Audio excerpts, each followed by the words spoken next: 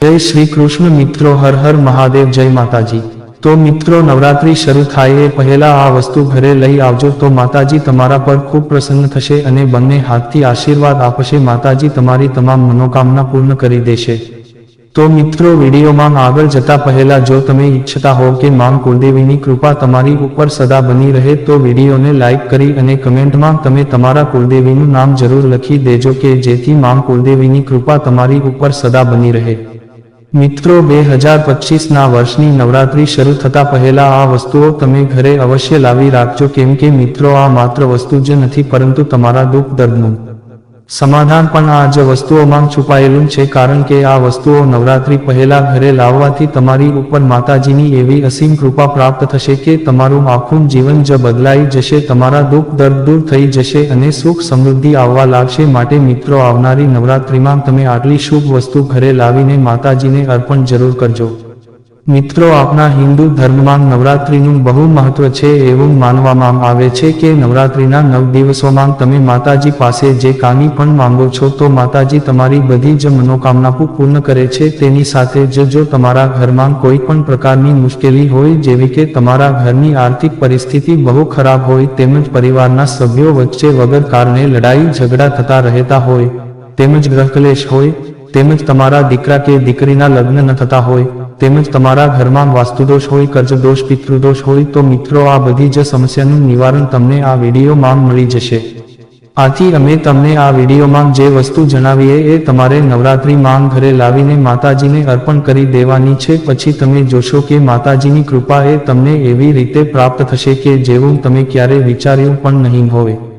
તો મિત્રો, આપણે એ વસ્તુ વિશે જાણીએ।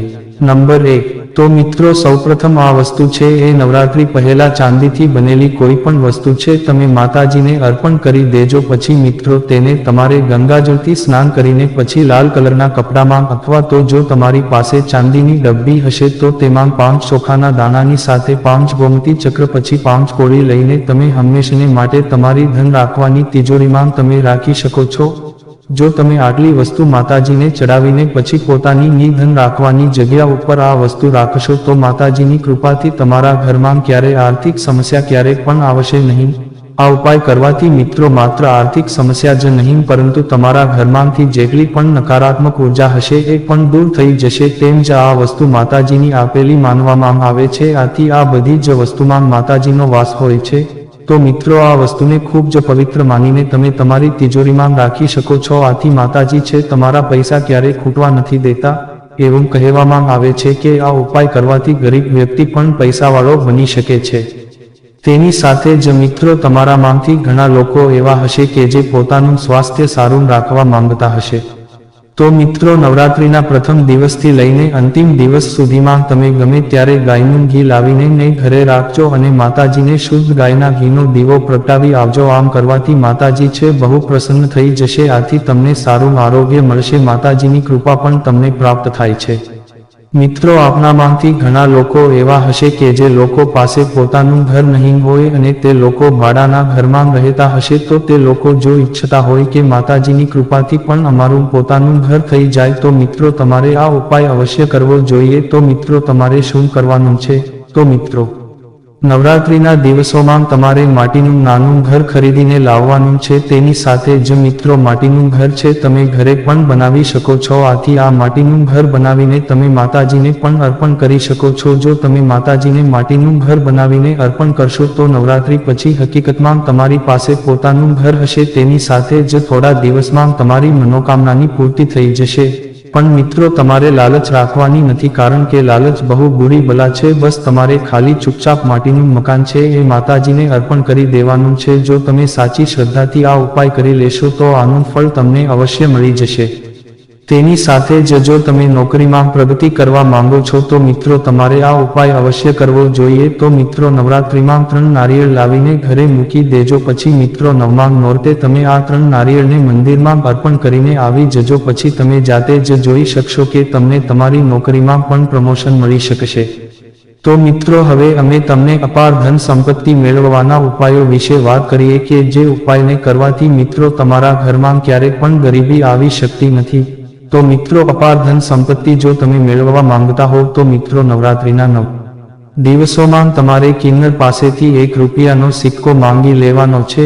તેમજ મિત્રો બહુ મુશ્કેલ વાત છે કે જ્યારે તમને એક કિન્નર પૈસા આપે છે, કારણ કે મિત્રો એની જે દુઆ હોય છે એનામાં બહુ બધી શક્તિ હોય છે. તો જો તમારી આજુબાજુમાં પણ કિન્નર હોય તો મિત્રો નવરાત્રિના દિવસોમાં એની પાસેથી ₹1નો સિક્કો લઈ લેજો. અને મિત્રો તમારે આ સિક્કાને ગંગાજળમાં ધોઈને પછી નવરાત્રિના સમયમાં જ તમારે તમારી ધન મૂકવાની તિજોરી અથવા તો તમારે તમારા પાકીટમાં આ ₹1ના સિક્કાને રાખવાનો છે. જો તમે આ ઉપાય કરશો તો તમારા ઘરમાં ક્યારેક પણ પૈસાની કમી નહીં રહી શકે, કારણ કે મિત્રો કિન્નર જે હોય છે એને માં જગદંબાના આશીર્વાદ પ્રાપ્ત હોય છે અને મિત્રો તેને બ્રહ્માજીનું વરદાન પણ પ્રાપ્ત હોય છે. કારણ કે મિત્રો જો કિન્નરના આશીર્વાદ સાચા દિલથી જો કોઈ વ્યક્તિ ઉપર મળી જાય છે તો તેનું જીવન ધન્ય થઈ જાય છે, પછી તેને રાજા બનવાથી કોઈ રોકી નથી શકતું. પણ મિત્રો એક વસ્તુનું ખાસ ધ્યાન રાખવાનું છે કે સાચા કિન્નર હોય છે એને દેવતુલ્ય માનવામાં આવે છે, તો એની પાસેથી જ તમારે ₹1નો સિક્કો લેવાનો છે.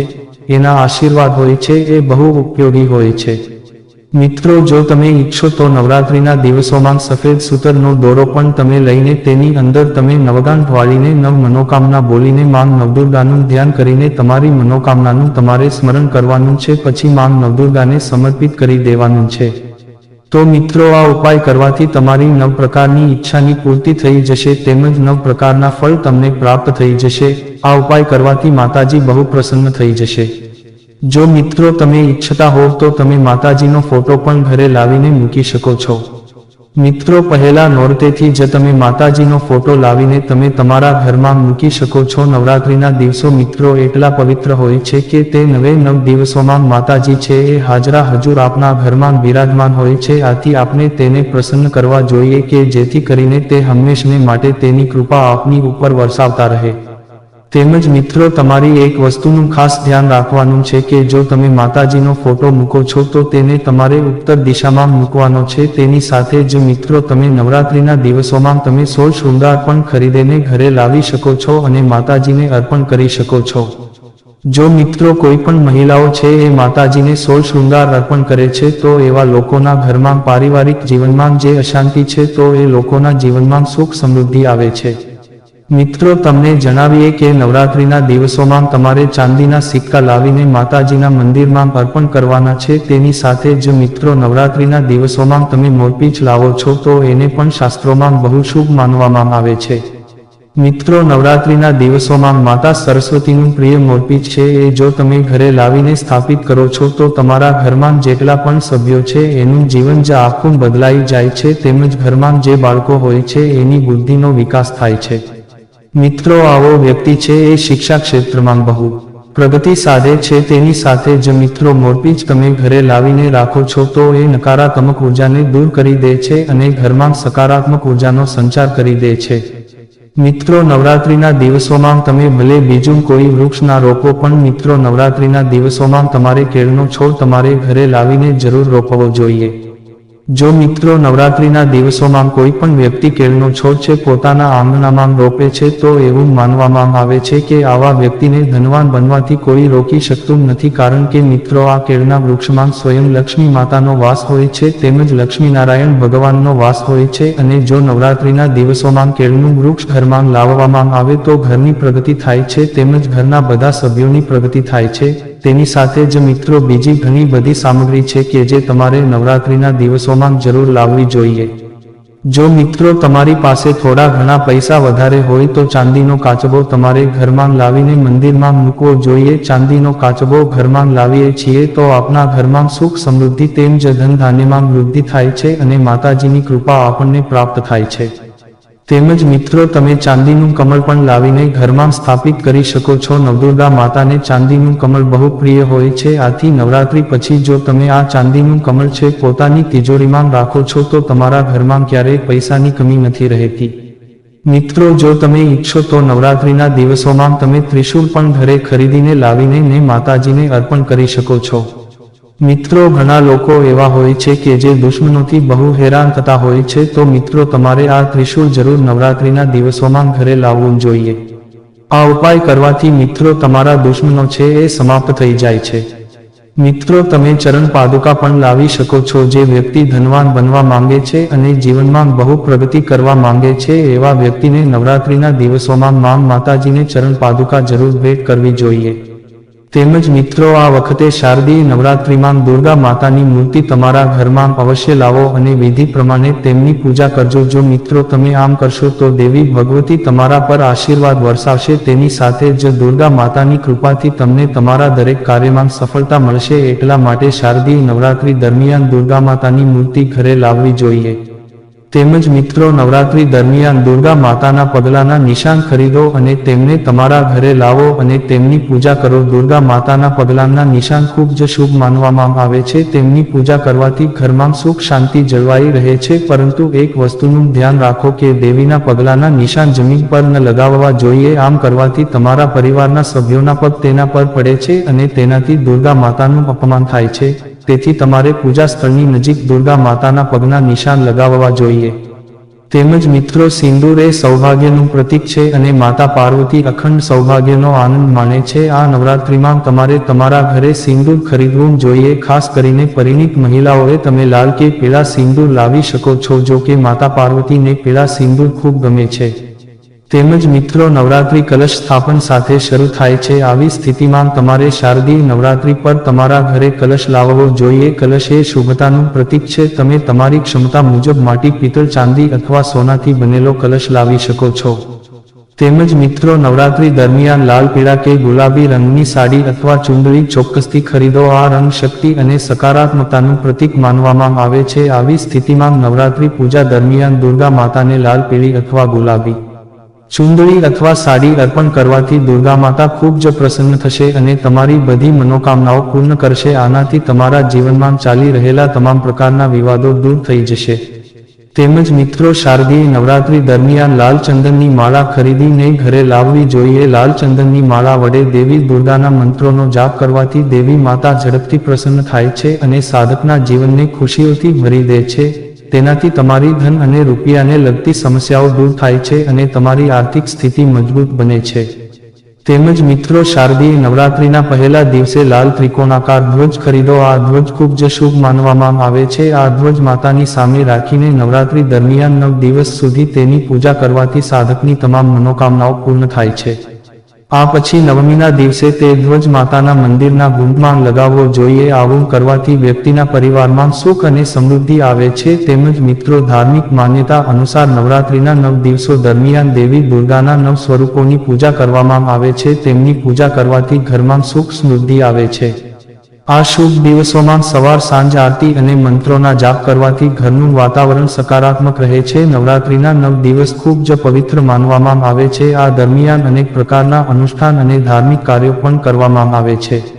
આ સાથે આ સમયગાળા દરમિયાન આ બધી વસ્તુઓની ખરીદી કરવાથી ઘરમાં સુખ, શાંતિ અને આશીર્વાદ આવે છે અને દુર્ગા માતાની કૃપા વ્યક્તિના જીવનમાં હંમેશા બની રહે છે.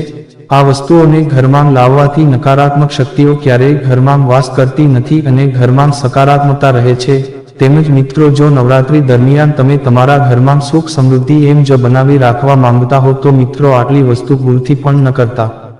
મિત્રો, નવરાત્રિ દરમિયાન 9 દિવસ સુધી પથારી પર સૂવાનું ટાળવું જોઈએ. તેમ જ વ્રત રાખનારા લોકોએ પલંગ પર ન સૂવું જોઈએ. જો તમે નવરાત્રિ દરમિયાન વ્રત રાખો છો તો પલંગ પર નહીં પણ જમીન પર સૂવું જોઈએ.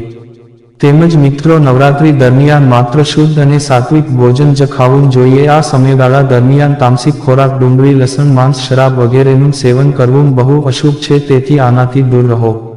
તેમજ નવરાત્રિ દરમિયાન દરરોજ ઓછામાં ઓછી એક કન્યાને ભક્તિભાવથી જમાડવું જોઈએ અને અષ્ટમી અને નવમીના દિવસોમાં 9 નાની કન્યાઓને જમાડવી જોઈએ. તેમજ મિત્રો, નવરાત્રિ દરમિયાન કોઈ પણ સ્ત્રીનું અપમાન ન કરો. પછી તે તમારી માતા, બહેન, પત્ની કે અન્ય કોઈ સ્ત્રી હોય, દરેકને માન આપો. અપમાનજનક શબ્દોનો પણ ઉપયોગ કરશો નહીં. તેમજ નવરાત્રિ દરમિયાન વાળ અને નખ ન કાપવા જોઈએ. ખાસ કરીને જે લોકો નવરાત્રિ દરમિયાન વ્રત રાખે છે તેમને આ નિયમનું ખાસ ધ્યાન રાખવું જોઈએ. માં દુર્ગા કોઈ વાતને લઈને તમારાથી નારાજ થઈ શકે છે. તેમજ નવરાત્રિ દરમિયાન કોઈની સાથે જૂઠું બોલવું નહીં કે કોઈની સાથે દુર્વ્યવહાર ન કરવો. સત્ય બોલવું અને દરેક સાથે માયાળુ બનવું જોઈએ અને નવરાત્રિ દરમિયાન ગુસ્સો કરવાથી બચવું જોઈએ. તો મિત્રો આ માહિતી તમને સારી લાગી હોય તો વિડીયોને લાઈક કોમેન્ટ કરજો, સાથે સાથે અમારી ચેનલ ગુજરાતી હિન્દી મોટિવેશનલ સ્ટોરીને પણ સબસ્ક્રાઇબ કરી દેજો. જય માતાજી.